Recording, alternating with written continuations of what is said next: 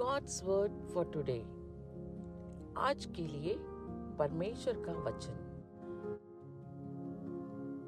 But as many as received him, to them gave he power to become the sons of God, even to them that believe on his name.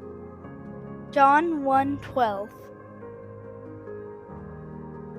परंतु जितनों ने उसे ग्रहण किया, उसने उन्हें परमेश्वर की संतान होने का अधिकार दिया, अर्थात उन्हें जो उसके नाम पर विश्वास रखते हैं। యోనా 1:12।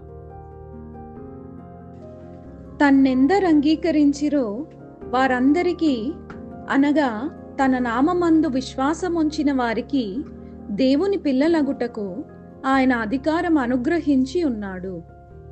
యోహాను సువార్త 1వ అధ్యాయం 12వ వచనం.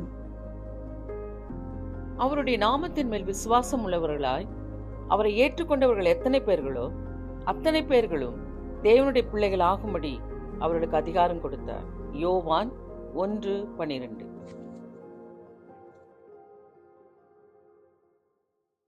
அப்பா, நான் உம்மை பார்க்கிறேன், அன்பே நான் உம்மை துதிக்கிறேன்.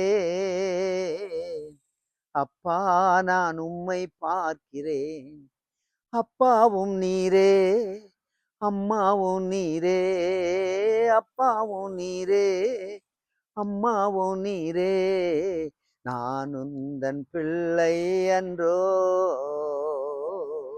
நான் உந்தன் பிள்ளை அன்றோ.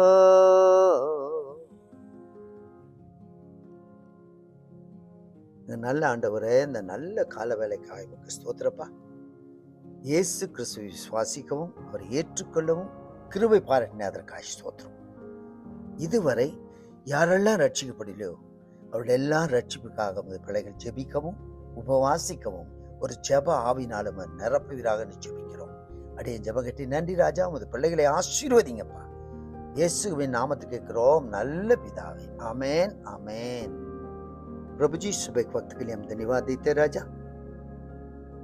प्रभु ईसा मसीह को विश्वास करते उनका ग्रहण करना हमें मदद की, हम धन्यवाद देते हैं। हम तेरे संतानों होने का अधिकार दिया, हम धन्यवाद देते हैं।